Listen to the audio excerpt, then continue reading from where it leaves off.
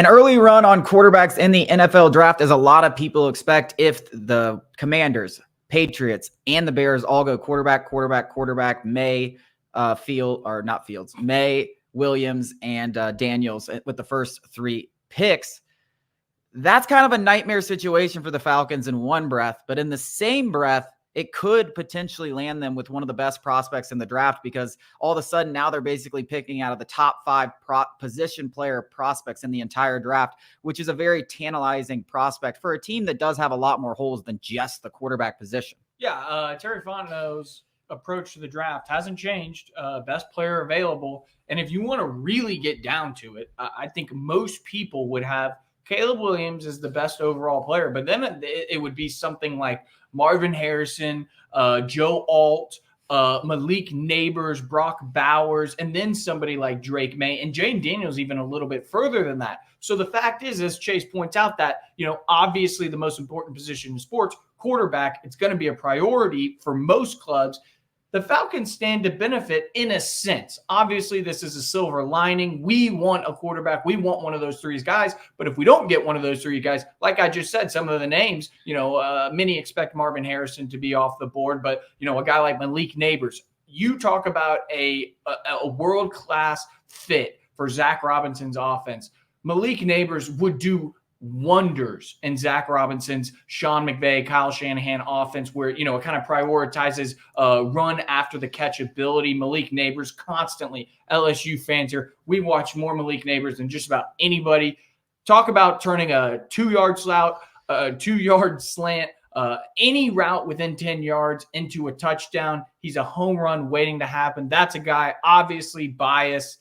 You put him in an offense with Drake London, Kyle Pitts, Bijan Robinson, I'm salivating at the thought of that.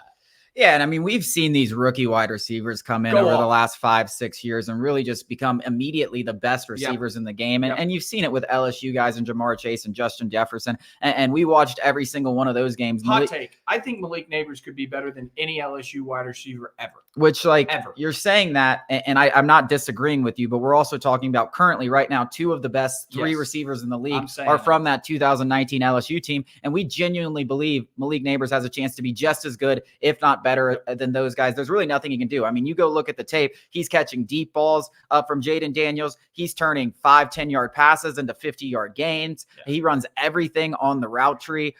He's just an absolute superstar, but it's not just him. I mean, he maybe not be available. Your Georgia fans out there, Brock Bowers, he could potentially be available. I know we talk about how Zach Robinson may not be the 12 personnel guy, but Brock Bowers is just when you talk about offensive weapons, him and Kyle Pitts, you can line either of them out wide. It would be an offensive coordinator's dream, the amount of things that they could do with those 2 guys, along with Drake London, Bijan Robinson, Tyler Algier, and whoever else they had at the receiver position throughout the offseason. Joe Alt, I mean, we're talking about tackles. You love the Falcons' interior offensive line, young guys, and Matthew Bergeron, Chris Lindstrom, and Drew Dahlman.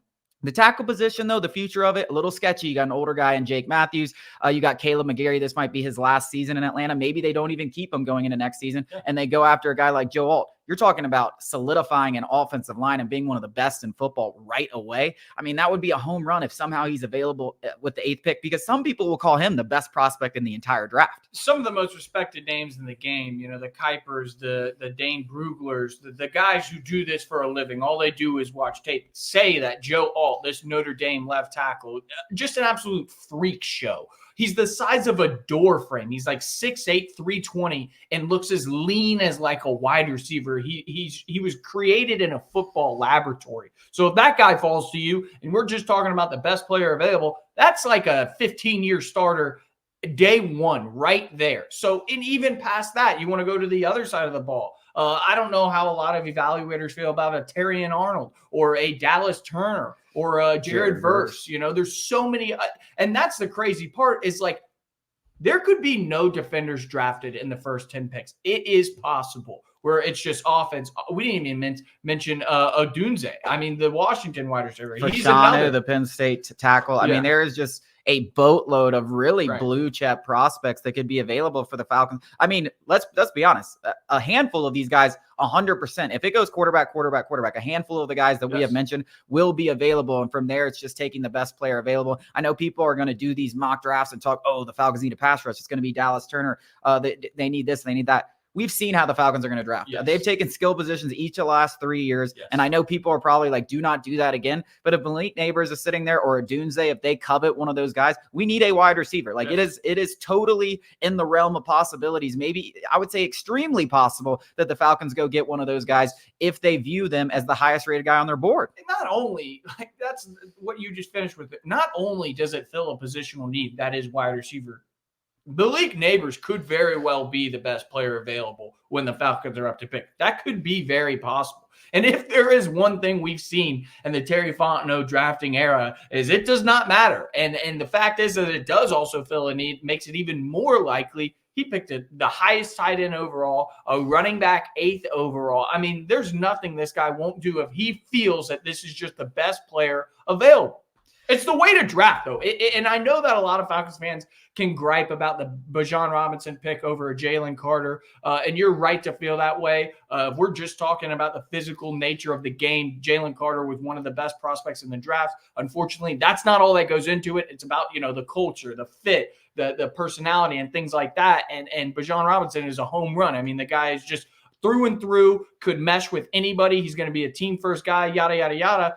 That's what's going to happen in this draft as well. Like, it doesn't matter what position these guys play. I think the biggest thing with the Jalen Carter, Bijan Robinson argument is the fact that I think a lot of people felt like Jalen Carter was the more talented prospect, not only just positional value taken into account. I think a lot of people think he was, and I don't disagree. I mean, the guy was a home run picks, but like you said, there was the off the field concerns, the culture they were trying to build. And listen, I'm very happy with the Robinson pick. Coming up after the break, will Calais Campbell be back with the Falcons in 2024?